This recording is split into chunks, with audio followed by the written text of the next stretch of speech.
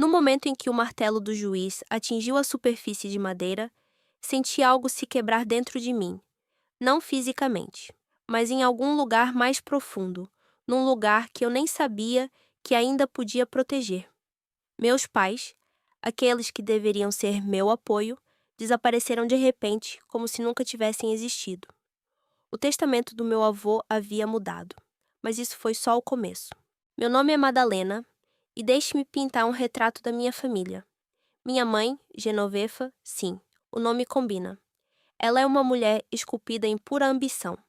Toda a sua vida é uma corrida pela carreira, sem deixar tempo para pausas. Liberdade, para ela, não é apenas uma palavra, mas algo sagrado, algo que lhe dá a força para superar qualquer coisa que tente impedi-la. Perdi a conta de quantas vezes a vi se recolher em seu escritório, a portas fechadas, onde sua alma não tinha espaço para nada além de seus próprios sucessos. E embora eu sempre tenha permanecido parte de sua vida, fui mais uma figura de fundo do que uma parte importante. E então, tem meu pai, Vincenzo. O que posso dizer sobre ele? Ele é a porta protetora de um submarino, abrindo-se apenas para as coisas mais importantes e ignorando o barulho ao redor. Quando se tratava de criar filhos, ele era mais um espectador do que um participante. Ele estava sempre lá, mas parecia viver em um mundo diferente, em sua própria bolha. Eu o achava incapaz de demonstrar qualquer cuidado real e, embora sua presença não pudesse ser chamada de inútil, nunca vi em seus olhos o calor que deveria ter vindo de um pai. Minha irmã, Jéssica, 14 anos mais velha que eu, não se importava nem um pouco com a minha existência. Ela era como uma grande estrela em seu próprio céu, nunca notando minha pequena presença. Eu era para ela como um elemento indesejado que aparecia em sua vida sem avisar e se tornava um problema por si só. Ela cresceu, teve muitos amigos, muitos eventos, mas, aparentemente, eu era o que lhe faltava. Significado e a necessidade de se importar. Eu não passava de um obstáculo. Ela sempre me dizia que a vida não seria fácil, que eu precisava sobreviver e ser forte, mas que eu jamais conseguiria ser tão insensível. Eu não era apenas uma irmãzinha, eu era uma ninguém, um elemento a mais em seu mundo pacífico. Quanto ao meu nascimento, foi mais uma surpresa do que um acontecimento tão esperado. Minha mãe tinha 42 anos quando descobriu que estava grávida de mim. A princípio, ela pensou que fosse menopausa, sintomas estranhos que poderiam ser qualquer outra coisa. Mas o universo claramente pregou uma peça nela, pois quando finalmente decidiu consultar um médico, descobriu que era tarde demais para mudar qualquer coisa. Foi nesse momento que seu mundo virou de cabeça para baixo novamente. Vincenzo provavelmente apenas suspirou em determinado momento, e em seus olhos só se podia ler uma coisa. O que vamos fazer, mãe? E minha mãe, como uma comandante majestosa, apenas olhou para ele e disse: Não sei. Talvez devêssemos conversar com meu pai? E foi assim que o avô Joe, que morava no Canadá, se envolveu nessa história. Rico e confiante, ele voou para participar desse drama familiar. Eu ajudo você, Genovefa. Dê uma chance a essa criança, disse ele, sem entender que parte da responsabilidade também recaía sobre seus ombros. Minha mãe apenas zombou, mas concordou. Tudo bem, mas não vou deixar essa criança arruinar a minha vida. E assim, senhoras e senhores, eu, Madalena, nasci. Prematura, com muitos problemas de saúde, em uma família que me via como nada mais do que um incômodo. Passei meus primeiros anos no hospital, cercada por tubos e máquinas, mais em uma incubadora do que em casa. Minha mãe, é claro, nunca se deu ao trabalho de estar presente. Para ela, era muito mais importante acompanhar seus próprios sucessos e crescimento profissional. Mas meu pai e tia Sara, que não tinham filhos nem marido, intervieram para substituir meus pais. Tia Sara. Se eu algum dia conhecesse uma santa, seria alguém como ela. Todos os dias, enquanto eu estava na incubadora, ela sentava ao meu lado, segurando minha mãozinha e sussurrando palavras de incentivo. Quando finalmente cheguei em casa, suas palavras gentis e olhares carinhosos se tornaram o apoio que eu não conseguia obter da minha própria mãe. O avô Joe, sempre prático e direto, interveio novamente. Ele nos comprou uma casa nova, maior porque a antiga não era grande o suficiente para 2 crianças. A nova casa era como um museu. Olhe, mas não toque. Não faça barulho. Tudo deve ser perfeito. Cresci nesta casa como se estivesse em uma gaiola, onde cada movimento era estritamente limitado. Tornei-me um elemento indesejado, sem direito aos meus próprios sentimentos, ao meu próprio espaço. Meus pais estavam sempre trabalhando, e eu era como uma reflexão tardia. Para eles, eu era mais um fardo do que algo importante. Eles nunca me deixavam ir, como se eu fosse uma sanguessuga drenando sua força vital. Tínhamos babás que iam e vinham, cada uma com características únicas, mas todas iam embora assim que um cuidado real era necessário. Jéssica, minha suposta irmã, era uma figura completamente estranha para mim. Ela era como algo distante e inatingível. Na vida dela, eu não era nada. Ela nunca tentou desempenhar o papel de irmã mais velha e, honestamente, eu nunca pedi a ela para fazer isso. 14 anos é um intervalo enorme, e ela permaneceu em seu próprio mundo, onde eu não tinha lugar. Lembro-me de uma vez, quando eu tinha uns 6 anos, quando tentei ficar no quarto dela enquanto ela se preparava para a faculdade. Jéssica, como sempre, estava absorta em seus pensamentos e preocupações, então eu, escondida atrás do batente da porta, perguntei: "Posso ver você se maquiar?" Ela mal olhou para mim, com uma sombra quase imperceptível de irritação no rosto.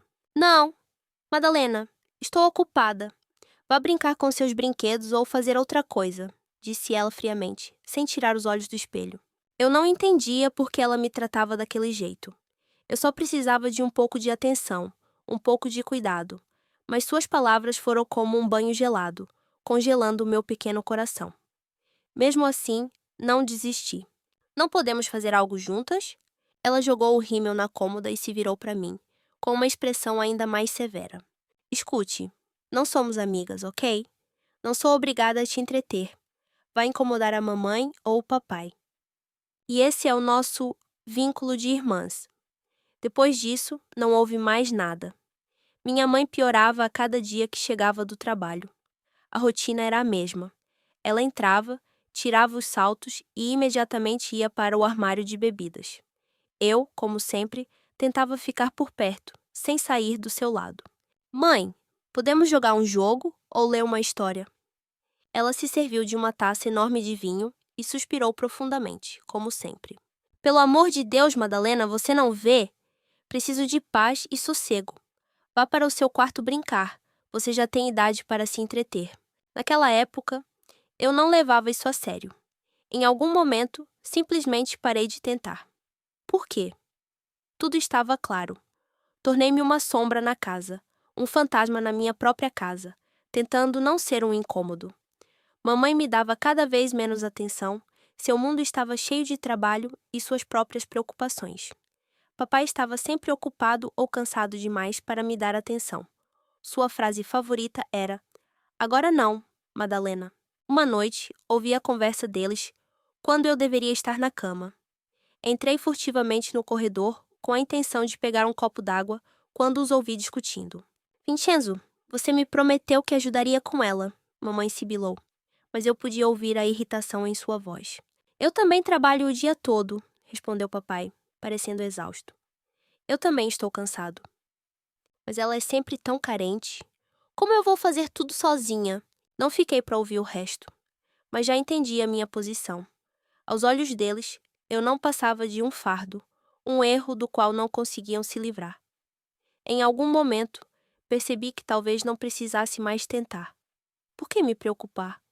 Aprendi a ficar quieta, a não interferir, a não incomodar. Tornei-me invisível para eles. Minha existência era tão insignificante em suas vidas que era como se eu não existisse. E eles, apenas sombras. O único ponto positivo na minha vida era a tia Sara. Ela morava perto e comecei a passar cada vez mais tempo com ela. Ela se tornou o lugar onde eu podia ser eu mesma, onde era vista, ouvida e amada. Na casa dela, eu me sentia real. A tia Sara não me via como um fardo. Ela sempre me fazia perguntas sobre a escola, sobre os amigos, sobre sonhos e esperanças que meus pais não tinham. Aos olhos dela, eu era importante, não apenas um espaço vazio a ser preenchido com obrigações. A tia Sara era como um anjo para mim quando eu me sentia perdida. Passávamos horas montando quebra-cabeças, assando biscoitos ou simplesmente conversando sobre o que nos ia na cabeça. Eu sentia o carinho dela e, mesmo que a vida dela não fosse fácil, ela sempre encontrava tempo para mim. Ela me ensinou a encontrar alegria nas coisas simples, a aproveitar cada momento e, o mais importante, a ser ouvida. Então, fiz 14 anos. Minha vida era, para dizer o mínimo, um deserto emocional. Eu tinha aprendido a sobreviver, me acostumado ao silêncio e à solidão. E naquele momento, meus pais me deram uma bomba. "Temos uma notícia maravilhosa para sua irmã", disse minha mãe, e sua voz estava tão alegre que quase não a reconheci. "Jéssica vai se casar e está grávida", acrescentou meu pai, sorrindo como um idiota. "Em breve seremos avós." Minha reação foi fria. Forcei um sorriso, mas por dentro eu estava confusa. Por que estavam me dizendo isso, como se eu devesse estar feliz? Eu não conseguia entender o que esperavam de mim. "Que ótimo", eu disse, reprimindo meus verdadeiros sentimentos. "Vamos ficar muito ocupados com os preparativos do casamento", continuou minha mãe, como se nem tivesse notado minha falta de entusiasmo. "Então, queremos que você fique com a tia Sara por um tempo." Pisquei. Foi tão inesperado. Senti que talvez eles realmente quisessem alguma resistência minha, que estivessem esperando que eu protestasse. Mas, na verdade, aquelas palavras foram um alívio. Provavelmente foi a melhor notícia que ouvi em muito tempo. Claro, eu disse que ficaria com a tia Sara, tentando não demonstrar minha impaciência. Estranhamente, eles pareceram aliviados, como se esperassem que eu resistisse. Isso só demonstrava o quão pouco me conheciam. Fiquei ali, atordoada com o telefone nas mãos, como uma estátua. Meu coração batia forte no peito, como se tentasse escapar do meu corpo. Este era o meu quarto, mas agora era um caos completo. Onde estavam minhas coisas? Onde estava o mundo em que eu vivia até recentemente? Onde estavam todos os detalhes familiares que compunham minha vida, como meus pôsteres de bandas favoritas, meus livros, meu cavalete onde eu pintava? Tudo isso se foi.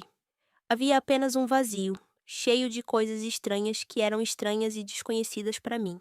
Meus pais estavam parados na porta, seus rostos uma mistura de surpresa e talvez medo. Eu não conseguia entender o que eles estavam sentindo. Era tudo tão confuso e absurdo. Este não era o meu quarto, ou pelo menos não o quarto de onde eu saí. "Madalena", disse minha mãe, tentando esconder a surpresa na voz. "Você voltou." Permaneci em silêncio, ainda tentando processar o que estava acontecendo. Minha mão tremia e a tela do celular piscou no silêncio do quarto. Senti como se estivesse mergulhando naquele momento, como se o chão tivesse desaparecido sob meus pés. Naquele instante, algo dentro de mim se rompeu. O que é isso?" Finalmente soltei o ar, aproximando-me da cama. Onde está minha cama? Onde estão todas as minhas coisas? Mamãe não sabia o que dizer. Papai estava atrás dela, com o maxilar cerrado, o rosto sem demonstrar emoção, embora eu pudesse sentir o quão tenso seu corpo estava. "Madalena, precisamos conversar", disse ele com a voz fria e hostil. "Seu quarto não é mais seu. Estamos fazendo tudo pela sua irmã e pela família dela. Estamos abrindo espaço para o futuro, entendeu?" "O futuro?" Senti um nó se formando na garganta. Que futuro? O futuro de quem? O meu ou o deles? Eu não conseguia acreditar no que estava ouvindo. Minhas mãos se fecharam em punhos e senti a raiva crescendo no meu peito, expulsando lágrimas que eu não queria derramar. "Este não é mais o seu quarto, Madalena", continuou minha mãe, com a voz cada vez mais distante. "Você cresceu agora? Precisa encontrar o seu lugar na vida. Você não é mais uma garotinha para nos incomodar com essas coisas. E seu quarto agora? Bem, agora vai ser um berçário." "Um berçário?" Fiquei parada ali, incapaz de dizer uma palavra. Aquilo era demais para mim. Tudo o que eu um dia conhecera como minha vida, agora estava desmoronando diante dos meus olhos. Meu próprio quarto, que tinha sido meu refúgio, meu lar, tornou-se estranho, tirado de mim. Meus pais não me viam mais como a criança que um dia fora o centro do mundo deles. Eu havia me tornado apenas uma parte dos planos de vida deles, algo a ser deixado em segundo plano. Eu, finalmente, encontrei forças para expirar. Eu não quero ficar aqui. Eu não quero mais morar aqui. Mamãe não teve tempo de responder antes que eu me virasse e saísse do quarto. Eu não sabia para onde estava indo, mas sentia que precisava correr. Desci as escadas sem olhar para trás, sem ouvir suas vozes. Eu não queria ouvir nada, não queria sentir nada. Senti as lágrimas escorrendo pelo meu rosto, mas não parei. Quando saí, o céu escuro pairava sobre a cidade, e parecia que até a noite estava contra mim. O vento estava frio, e eu o senti me penetrar, levando embora todas as minhas emoções, deixando apenas o vazio. Mas, estranhamente, esse vazio me deu uma sensação de paz. Eu estava sozinho. Eu estava livre de tudo que me mantinha ali, naquela casa. Caminhei pelas ruas, sem saber para onde estava indo, mas sentindo um estranho alívio por ter deixado aquela casa. Mas então, senti o medo do que estava por vir, de ter que reconstruir minha vida, de encontrar uma nova maneira de existir. Como eu viveria sem aquele lugar? Como eu viveria sabendo que não era mais bem-vindo naquela casa? Minha mão apertou o telefone que meu avô me dera. Lembrei-me de sua voz, calorosa e carinhosa.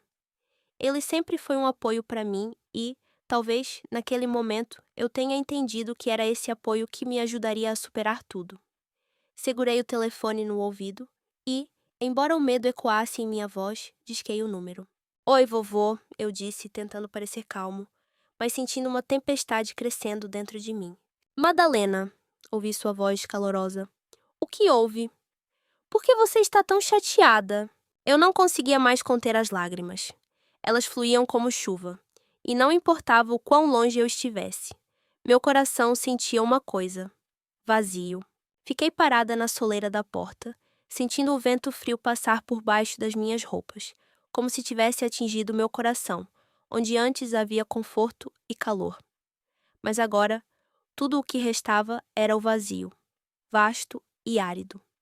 O que tinha acontecido não fazia sentido na minha mente. Minhas mãos tremiam e as lágrimas turvavam minha visão. Mamãe e papai, eles não me viam mais como filha deles. Eu era um erro que eles não esperavam. Suas palavras, como espinhos afiados, perfuravam meu coração, e cada momento de sua crueldade doía ainda mais. E agora, aqui estava eu, parada na varanda, sem um lar, sem apoio, completamente sozinha. Suspirei, e o ar ao meu redor pareceu ainda mais frio, apesar de ser um dia de início de primavera. Dentro de mim, como em um recipiente vazio, o silêncio ecoava. Parecia uma jornada para um mundo desconhecido, um lugar sem espaço para alegria ou conforto. Olhei para trás, para a casa, aquela que costumava ser o meu mundo, agora parecendo estranha, fria, sem vida. Será que isso realmente aconteceu? Será que eu deveria deixar tudo o que um dia me foi caro? Olhei para minha bolsa, espalhada ao meu redor como os fragmentos do meu passado. As palavras dos meus pais, suas promessas vazias, seu olhar cheio de indiferença e desprezo estavam diante de mim. Tudo o que eu antes considerava familiar e amado havia desaparecido, como fumaça dissolvendo-se no ar. Sem pensar, dei um passo à frente, tentando reunir forças.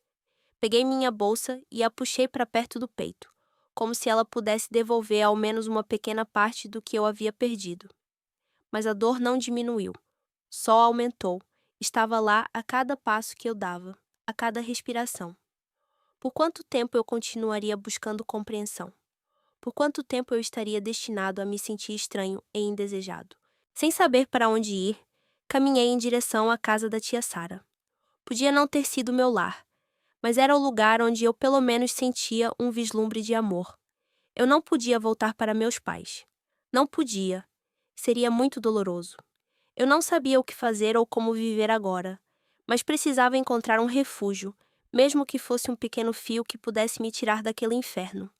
E tia Sara era a última ilha em que eu poderia me apoiar. Caminhei, passo a passo, mergulhando no desespero. Estranhamente, quanto mais me afastava de casa, mais fácil era respirar. Como se aquela casa, a que um dia fora minha, tivesse de alguma forma tirado minhas forças, e agora, deixando-a para trás, eu me sentia começando a ser eu mesma novamente. Eu estava começando a entender que um lar não são apenas paredes, não são apenas coisas. Um lar é uma sensação de segurança, é amor e apoio. E quando esses alicerces desmoronam, quando são substituídos por frieza e indiferença, é aí que você experimenta a perda de um lar. E talvez essa não fosse a única perda que eu ainda tinha que suportar. Aproximei-me da casa da tia Sara e, apesar do meu estado emocional, um sorriso involuntariamente surgiu em meus lábios. Ela sempre soube como me fazer sentir necessária, apreciada. Meu olhar pousou em sua casa e me senti um pouco mais leve por dentro. Pelo menos ali, eu conseguia encontrar compreensão. Tia Sara não era tão dura quanto meus pais. Ela conseguia me entender, sentir o que eu sentia. Toquei a campainha e logo a porta se abriu. Tia Sara estava na soleira com um sorriso caloroso, seus olhos irradiando bondade. "Madalena, minha querida", disse ela de braços abertos. "Estou tão feliz em te ver." Fiquei ali, quase hipnotizada, incapaz de responder imediatamente.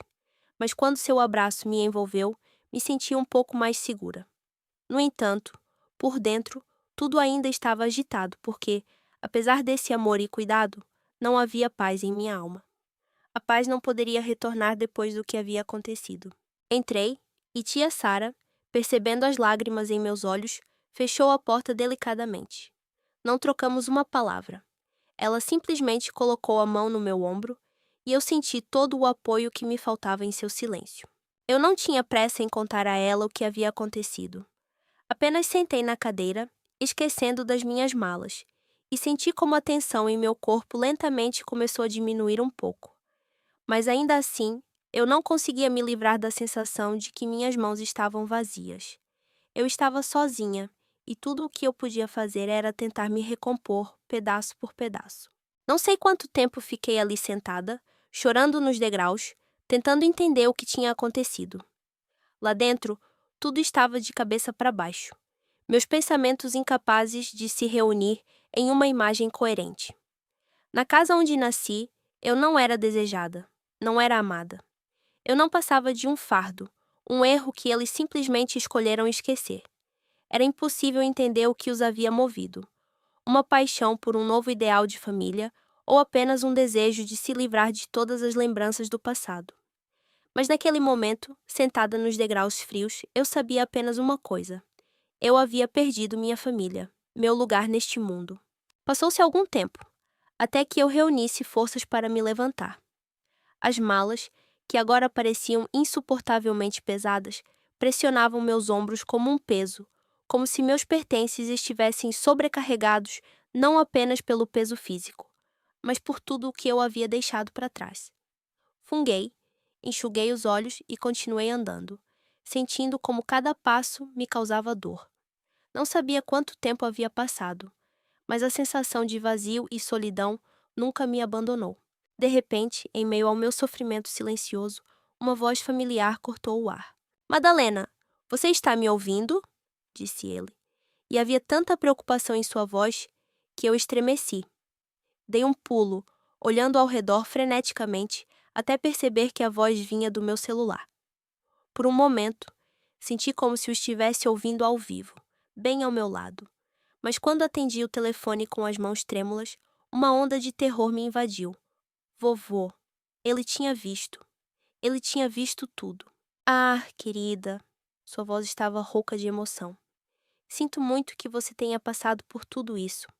Nós vamos dar um jeito, eu prometo. Agora vá para a casa da Sara e nos veremos do casamento em alguns dias, ok? Tente aproveitar seu aniversário, mesmo que um pouco." Suas palavras, cheias de carinho, me confortaram estranhamente. Foi a primeira centelha de calor que senti o dia todo. As palavras idosas, reservadas, mas sinceras do vovô Joe sempre encontravam o caminho para o meu coração. Talvez eles não pudessem trazer de volta a família que eu havia perdido, mas pelo menos me deram esperança em algo mais, a possibilidade de que alguém ainda me entendesse. Quando cheguei à casa da tia Sara, minhas lágrimas já estavam quase secas, mas a dor ainda ardia em meu peito, como brasas que se recusavam a se apagar. Mas assim que cruzei a soleira da porta, tia Sara, vendo meus olhos inchados e meu semblante pesado, me abraçou com força. Seu abraço foi como uma tábua de salvação em um mar tempestuoso. Senti seu calor, seu cuidado e me senti mais leve. Tia Sara não me fez ficar em silêncio. Ela insistiu que celebrássemos meu aniversário, apesar de tudo o que tinha acontecido. Ela fez um bolo, arrumou a mesa, convidou alguns dos meus amigos. Era como antes, mas agora, nesta casa, eu podia sentir a importância de cada pequena coisa, como ela se esforçava para preencher o dia com pelo menos uma gota de felicidade. Mas, apesar de seus esforços, apesar de seus cuidados, eu ainda não conseguia me livrar da sensação de ter sido traída. De uma forma ou de outra, eu me sentia deslocada entre todas aquelas pessoas. O dia do casamento de Jéssica chegou quase despercebido. Eu tinha certeza de que não seria convidada, então não esperava participar de forma alguma. Mas a tia Sara insistiu que fôssemos mesmo assim. Eu não podia recusar o convite e, embora não me sentisse parte do mundo deles, ainda assim coloquei meu melhor vestido e, em algum momento, percebi o quanto eu estava com medo do que estava prestes a acontecer naquele evento. Quando entramos no salão de recepção, quase imediatamente avistei o vovô Joe. Ele estava sentado a uma mesa, com as costas retas, sua presença energética como um ímã que atraiu minha atenção. Seu olhar estava focado e me senti desconfortável com a forma como ele me olhava. Antes que pudéssemos nos cumprimentar, os noivos subiram ao palco. Jéssica, radiante em seu vestido branco, segurava a mão do novo marido, e seus rostos estavam radiantes de felicidade. Mamãe e papai os seguiram, e era possível ler o orgulho que sentiam em seus rostos. Senti a dor apertar meu coração novamente. Por que não havia lugar para mim neste mundo? Por que me foi negado o amor que Jéssica recebera? A recepção continuou com brindes e jantar, as comemorações habituais para um evento como esse. Mas logo começaram os discursos de felicitação e, naquele momento, o vovô Joe se levantou inesperadamente. Ele pegou o microfone e sua voz ecoou pelo corredor. "Tenho algo a dizer", anunciou, e todas as cabeças na sala se voltaram para ele. Senti o ar ficar tenso, como se todos os olhares estivessem subitamente fixos em mim. Jéssica e o marido pareciam desconfortáveis, parados ali, sem saber como reagir. Meus pais empalideceram, os rostos contorcidos. O vovô Joe caminhou até a frente da sala, pegou o microfone do padrinho atordoado e declarou em voz alta: "Senhoras e senhores, peço desculpas por interromper este momento solene, mas há uma grave injustiça que precisa ser tratada."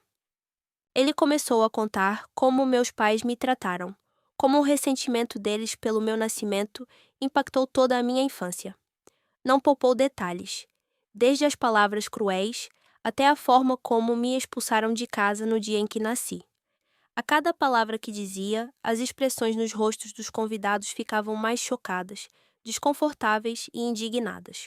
Mamãe tentou interromper o vovô, com o rosto ficando vermelho, e Jéssica não conseguiu conter as lágrimas.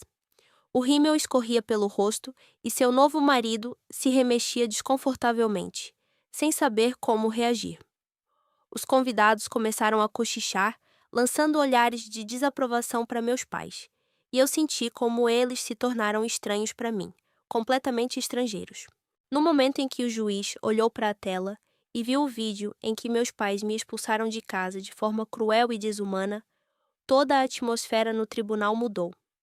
Foi como se um muro invisível de discórdia tivesse se rompido, restando apenas o olhar frio e firme da lei, imune às manipulações ou às lágrimas genuínas dos meus pais. Eles começaram a trocar olhares nervosos, apertando as mãos, mas nada o salvou. Era a prova de que o amor deles por mim, todos aqueles pedidos de desculpas e gestos de pena, não passava de uma máscara, encobrindo sua ganância e desejo de controlar o que antes era meu por direito. Fiquei de pé na cadeira da autora, sentindo a onda de desespero e raiva me invadir novamente. Toda a minha vida me levou a este tribunal, a este vídeo, onde meus pais, sem pensar duas vezes, descarregaram seu ódio e crueldade sobre mim, sua própria filha. Eles nem tentaram esconder que o carinho que sentiam por mim naquele momento não passava de uma ilusão, criada unicamente por dinheiro para se apoderar da herança do vovô. E agora estavam sentados à minha frente, com sua hostilidade totalmente exposta, e haviam perdido sua última arma: manipulação e mentiras. Eu sabia que era assim que tudo terminaria. O juiz permaneceu em silêncio, estudando o vídeo cuidadosamente. Eu podia sentir seu olhar se tornando cada vez mais imparcial, como se ele pudesse ver tudo o que eu sentira enquanto assistia àquela cena. Seu rosto permaneceu sério, mas havia lampejos de surpresa e horror nele. Vi sua mão, segurando o microfone, tremer levemente enquanto ele se dirigia ao advogado. Mas não posso dizer que isso me confortou. Não foi uma vitória, foi um processo. Mas foi necessário. Quando o juiz finalmente proferiu seu veredito, sua voz era calma, sem emoção. Ele disse que, diante das evidências apresentadas, que não deixavam espaço para manipulação ou fabricação, eu tinha direito à guarda total da tia Sara. A palavra guarda soou como uma sentença pesada para meus pais. Não foi apenas uma decisão, foi um verdadeiro golpe que os despojou do poder e do controle que tentaram manter sobre a minha vida. Eu podia senti-los se encolhendo diante dessa derrota, seus rostos mudando, da raiva para o completo desamparo. Ao sairmos do tribunal, não consegui conter as lágrimas. Mas não eram lágrimas de dor. Eram lágrimas de alívio, jorrando como uma tempestade, libertando-me de anos de medo, dor e humilhação. Olhei para a tia Sara, que segurava minha mão, e senti como seu apoio havia se tornado minha salvação. A tia Sara era minha única família. Só ela, depois de tudo o que passei, demonstrou verdadeiro cuidado comigo, sem se esconder atrás de tentativas de manipulação.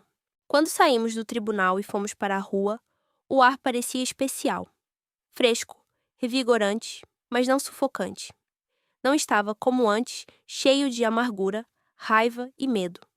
Era simples e puro. Ficamos com a tia Sara na calçada, e senti algo importante dentro de mim começar a se curar, algo perdido desde o nascimento. Eu não era mais aquela Madalena que tentaram quebrar. Eu havia me tornado eu mesma, independente e livre. E finalmente chegou a minha hora.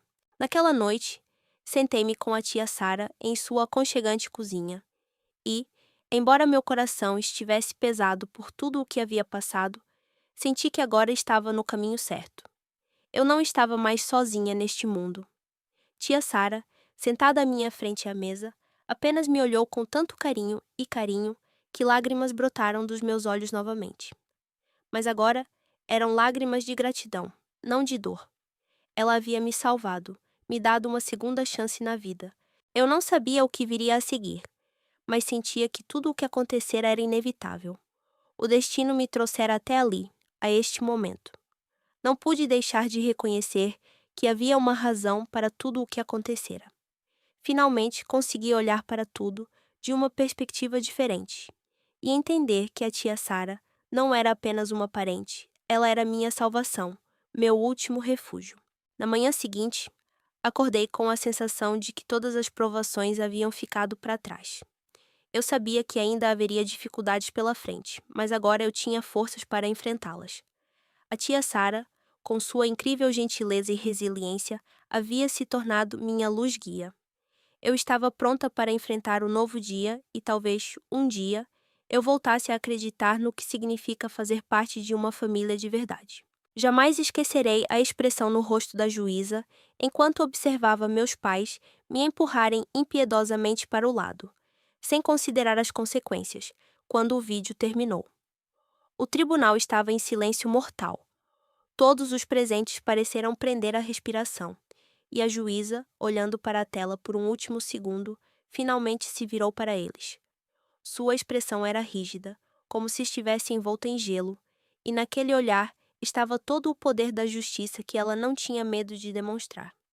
Ela disse que, em todos os seus anos de prática judicial, raramente havia encontrado um caso tão claro de negligência parental e abuso emocional. Suas palavras, ditas com determinação inabalável, pareceram-me a luz que eu buscava há tanto tempo no túnel escuro da minha vida. A decisão foi tomada rapidamente, como um martelo pesado golpeando o destino dos meus pais, destruindo suas falsas esperanças de reconquistar meu respeito ou me manipular.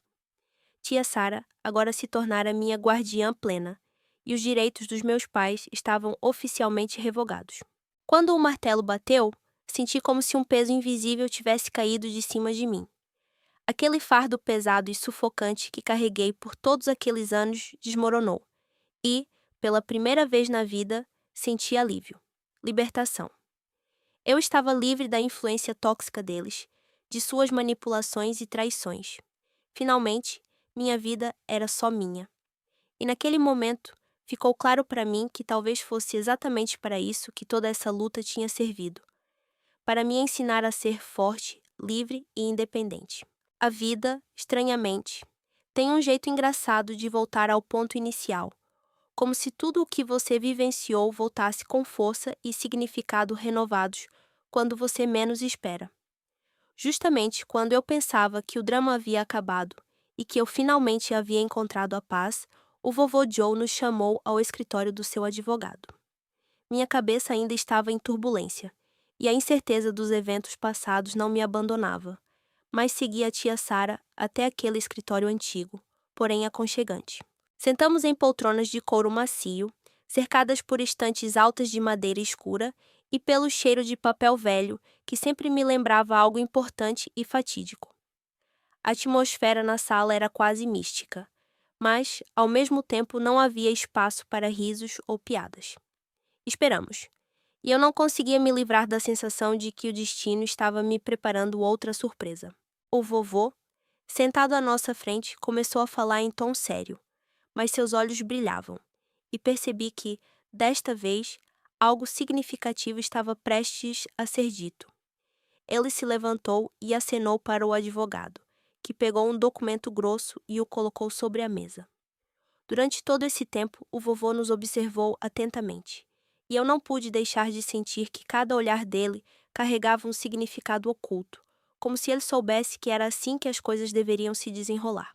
Fiz algumas alterações no meu testamento, disse ele, e eu não consegui prender a respiração. Naquele momento, percebi que era o momento em que tudo poderia mudar. Como prometi no casamento, continuou ele. Cerrei os punhos, pronta para qualquer resultado. Mas então suas palavras me pegaram completamente de surpresa. Decidi deixar todos os meus bens para você, disse ele, dirigindo-se a mim e à tia Sara. Vincenzo e Genoveva estão oficialmente deserdados. Fiquei ali, sentada, atordoada. Sem acreditar no que ouvia, tentei processar o que ele havia dito, mas minha mente se recusou a aceitar essas palavras como realidade. Eu sabia que o vovô poderia ter ameaçado fazer isso no casamento, mas nunca acreditei que ele realmente fosse levar a cabo. Não era apenas uma ameaça, era uma decisão que mudou não apenas a minha vida, mas o destino de todos aqueles ligados a ele de alguma forma. Quando saímos do escritório do advogado, senti como se o mundo estivesse girando ao meu redor. Minha cabeça estava tonta com as consequências do que acabara de acontecer. E foi naquele exato momento que meu telefone tocou. Era a Jéssica. Como você pôde fazer isso comigo? Sua voz estava cheia de raiva e, assim que atendi, ela praticamente gritou ao telefone. Você estragou tudo! Você virou o vovô contra nós e agora ele está deixando tudo para você e a tia Sara. Isso é injusto. Eu também quero a minha parte. Afastei o telefone do ouvido, assustada com o volume. Ignorando seus gritos, tentei manter a calma e a compostura. Do que você está falando? Perguntei, tentando entender o que estava acontecendo. Não se faça de boba, ela retrucou. E senti suas palavras me perfurarem como uma faca de gelo. Você o estava manipulando, eu sei. Isso tudo é vingança sua. Você estava com ciúmes de mim e agora está tirando tudo. Fechei os olhos, respirei fundo e contei mentalmente até 10, tentando manter minha dignidade. Então, calma, mas com firmeza, respondi: Jéssica, eu não pedi nada disso. Foi uma decisão do vovô, não minha. Se você quiser fazê-lo mudar de ideia, terá que falar com ele pessoalmente. Sua reação foi previsível. Ela bufou e disse: Talvez eu faça. Mas não pense que acabou, Madalena. Você pode. É só entrar e roubar o que nos pertence por direito. Quando ela finalmente desligou, senti uma mistura avassaladora de emoções. Raiva, tristeza, decepção, tudo emaranhado em um enorme nó. Mas, acima de tudo, eu me senti exausta, como se toda a força que havia acumulado nos últimos anos tivesse se esvaído naquele momento. Eu não aguentava mais passar por todo aquele drama, mas, em vez de me sobrecarregar, ele me empurrou para uma decisão. Decidi me concentrar no meu futuro. Meu único caminho agora era seguir em frente. Me dediquei aos estudos, determinada a tirar nota máxima nas provas e entrar em uma boa escola. Tia Sara me ajudou a encontrar escolas adequadas e oportunidades de bolsas de estudo. Embora minha situação familiar ainda estivesse longe do ideal, eu entendia que novas oportunidades me aguardavam, e talvez mais drama com Jéssica, meus pais e a herança. Mas agora eu estava pronta para isso. Agora eu tinha um lar amoroso com a tia Sara e o vovô Joe. Eu estava no limiar de uma nova vida, e, embora o caminho não fosse fácil, eu sabia que um futuro brilhante me aguardava e que eu tinha forças para enfrentar quaisquer desafios que me aguardassem.